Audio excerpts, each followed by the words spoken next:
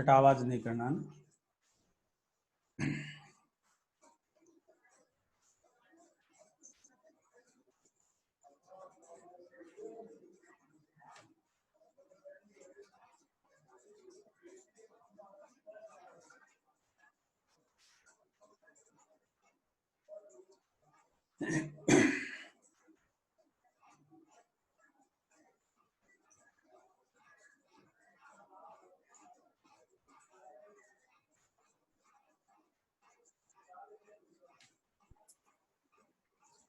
Prachi,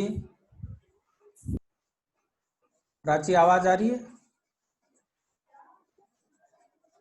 hello,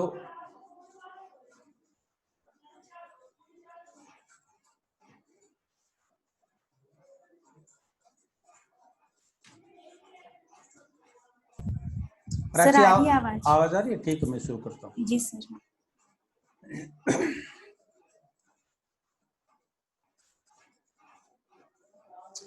Okay, our today's topic is numerical exercises on variances etc. via RBD. In our previous class, we also derived variances, but that were based on gene frequency and genotypic value, breeding value, etc. Here, today we will take variances via RBD.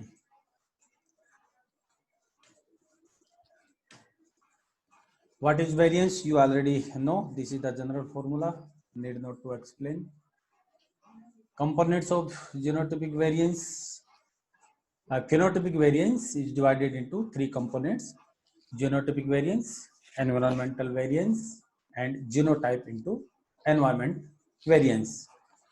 But for in case of one environment or there is no gene to interaction, phenotypic variance consists of only genotypic variance and environmental variance.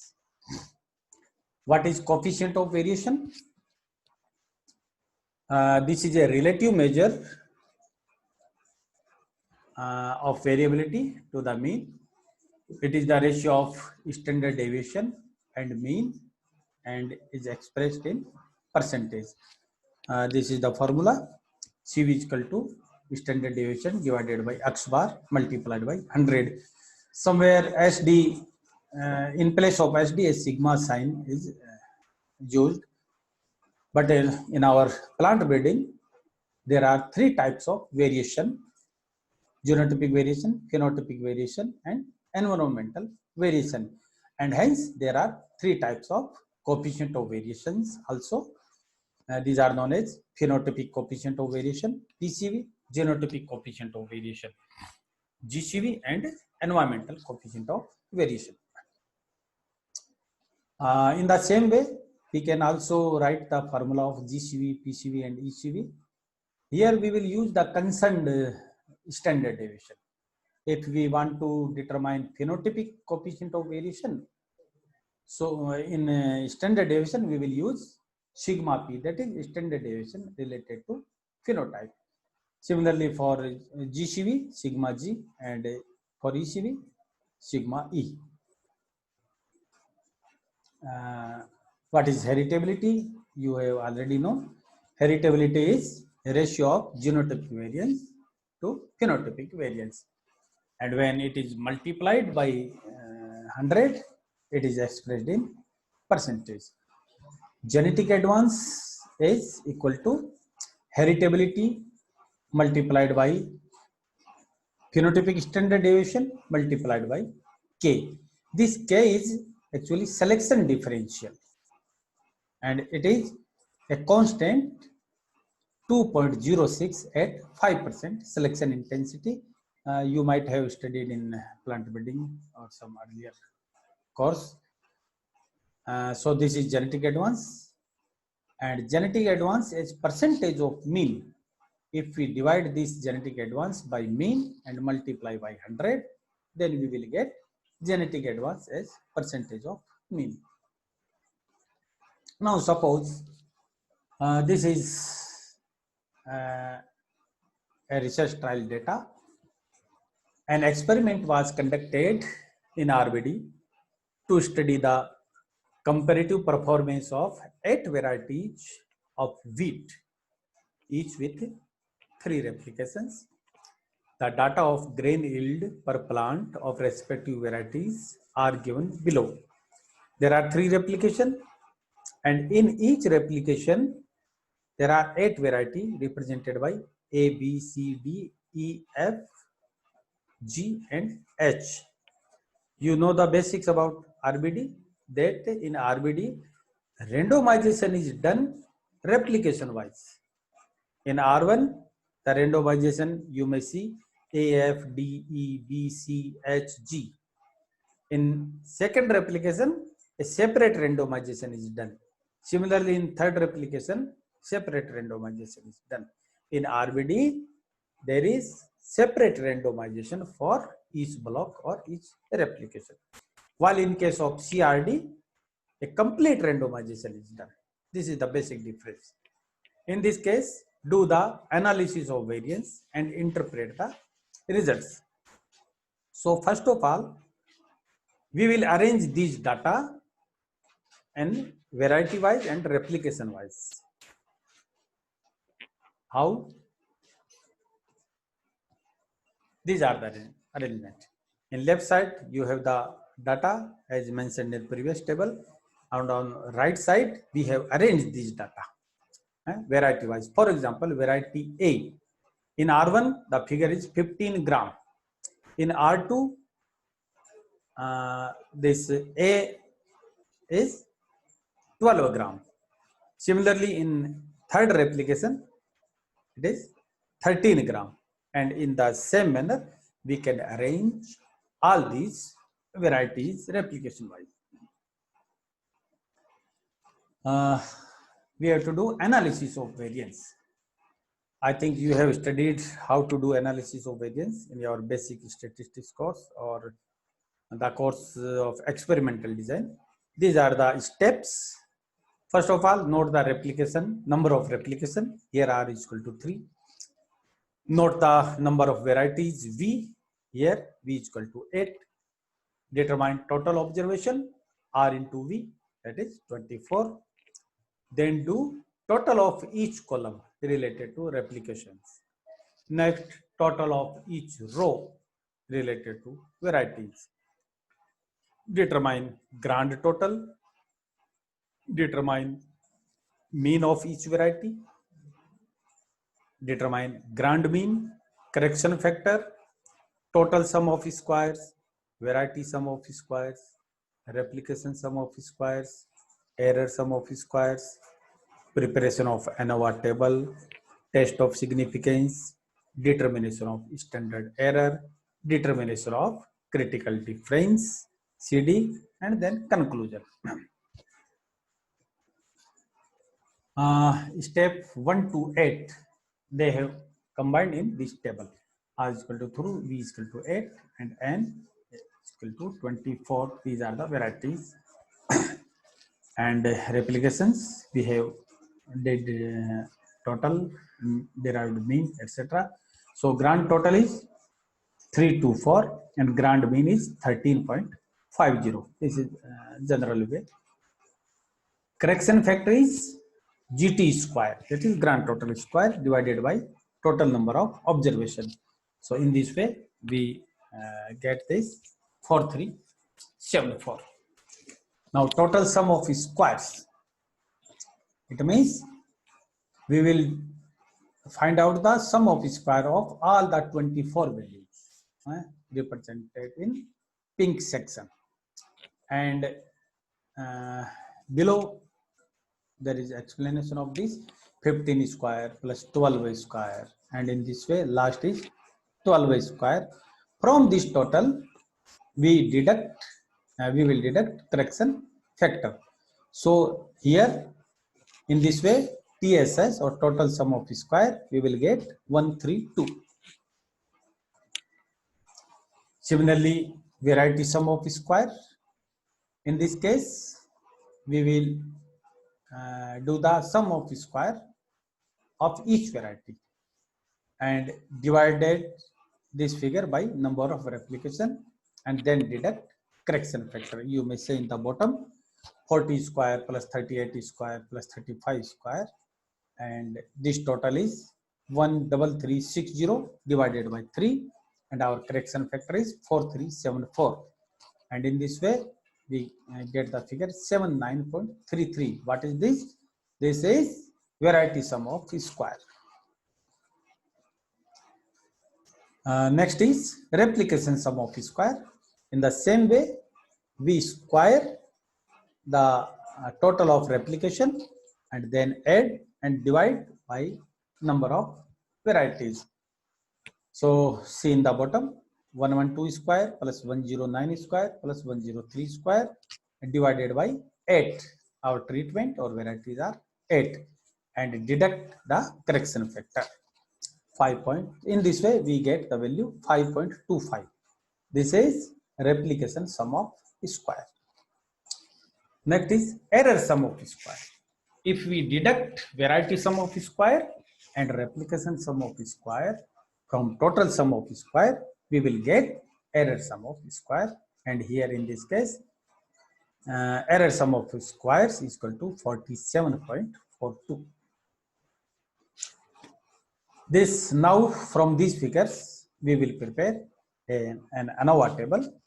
You may see in the first column there is source. What are our sources? Replication, varieties, and error. And last is total. Degree of freedom. Our replications are 3, so degree of freedom is equal to r minus 1. Similarly, for variety v minus 1 and error r minus 1, v minus 1, and for total n minus 1. And in this way, we may see the figure. Next column is sum of square. We have already derived. Here we simply put that figure in this table. Next is mean sum of square. This MSS is equal to SS divided by degree of freedom. So here we just divide it. For example, 5.25 divided by 2. So we get 2.62, and rest in the similar manner. We may denote this as for replication MSS M1, varieties M2, for error MS M3, and then we determine an F calculated value. This is also known as variance ratio. How this F calculated value is derived? We just divide the MSS of concerned component by error MSS. You may say that for replication M1 is divided by M3, for varieties M2 is divided by M3, and we get the F calculated value. Here this M3 error MSS is actually error MSS, but that is error variance. Now we will determine whether these variances are significant or non-significant. For this purpose, these F values, our calculated F values, are compared with the table values at desired degree of freedom and desired level of significance. Generally, it is tested at 1% or 5% level of significance. If calculated value of F is less than tabulated value, it indicates that there is no significant differences between the varieties mean, and vice versa. If F is greater than tabulated, it means there is significant difference. So how we compare? For example, in case of replication, we got F calculated 0.775. I have table on the right side. This is at 5%, that is 0.05. You may see on the top. This is table for 5% level of significance. In this table, there are two types of degree of freedom. One above in the horizontal position, and one this in left side vertical position. So what we'll have to do? We will see the value for replication. We will see the value at 2 and error degree of freedom 14. So this is 2 and on vertical scale this is 14. So this value is 3.739 and our calculated value is 0.775. This is less than this, hence it is non-significant. In case of varieties, we will see the tabulated value at 7 and 14 degree of freedom. Here in this table, this is 7 and this is 14. So their cross is 2.764. This is tabulated value. And our calculated value is 3.346. Here this calculated F is greater than tabulated F. It means there is significant difference among the varieties. If it is observed at 5% level, then we will put here 1 star. If it is at 1% level, we will put 2 star. So this is just basic statistical points. Next. So in this way, we test the significance. After testing, we will go further. If there are no significant difference, there is no need to go further, technically. After getting significance, next step is standard error. This is the formula of standard error, under root 2 VE upon R. We already have 3.39, and in this way we get standard error 1.50. Now we will determine CD, that is critical difference. What is critical difference? The least significant difference, greater than or equal to which all the differences are significant. CD is equal to standard error into T value. Similarly, in previous section, we saw F value. Here we will saw T value. There are also some tables for T value, and generally T value is observed at 5% level. And error degree of freedom. Our error degree of freedom is 14, and this 5%, this is 2.145. So here standard error 1.5 is multiplied by this T value, and we get the value 3.22. Now what is the meaning of this CD? If the difference between any two varieties is greater than or equal to this, they indicate the significant differences, and below this they are non-significant.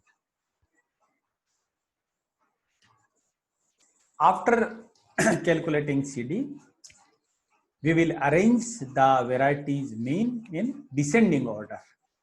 Suppose first of all we will write the mean of these variety in descending order. Our maximum mean is 17.67, then 14.67. In this way, last is 11.67. And then we will write above, which is the variety at 17.67. This is F, and this is H, this is G. Here we will not get the exact series A, B, C, D, E, F, G, H. No, we will arrange these varieties in descending order according to their mean, and then we will put their symbol. Here highest is 17.64, and next is H. Difference between F and H is 3, but our CD is 3.22. Hence these two varieties F and H, these are non-significant. Now come to next, difference between F, G and A. F, G and A. Their difference is 4.34. It means these varieties differ significantly in response to grain yield per plant. In this way, here I underlined some varieties. This underline indicates that these are non-significant. Suppose these are non-significant because difference is less than CD. Here from H to E, the difference is also below 3.22. So in this way, we are seeing that I think F, I'm getting my time limit. Okay, so what is our conclusion? Variety F is super and differs significantly with varieties A, B, C, D, E and G.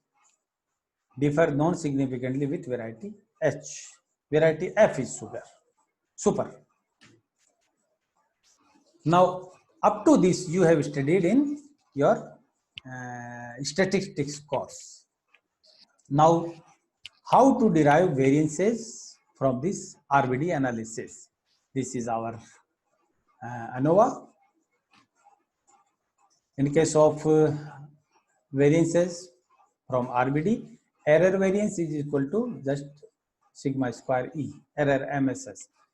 Genotypic variance we will determine by this formula, MSS genotype or variety minus MSS error divided by R, and phenotypic variance just we will add genotypic variance and environmental variance. How it is determined? This is error variance 3.39 sigma square G. You may use this formula and we will get 2.65, and sigma square P we will get by adding these two figures. So we have these three types of variances. Now next step is we will determine concerned standard deviation, because we will have to determine PCV, GCV and ECV, and in those formulas standard deviation is required. So simply just under root these figures, we will get their concerned standard deviation. Okay, PCV the same formula. We have got standard phenotypic standard deviation 2.46. Our mean is 13.50 multiplied by 100. This is 18.20%. Similarly, genotypic coefficient of variation we determined 12.06. Similarly, environmental coefficient of variation, this is 13.63 by putting this value in the formula. Heritability, you know, you have got genotypic variance and phenotypic variance. Simply just put these in this formula, we will get 0.4389. This is heritability coefficient. If we multiply this by 100, we will get in percentage. So heritability is 43.89%. What it indicates? That among out of total variation, 44% is due to genotype.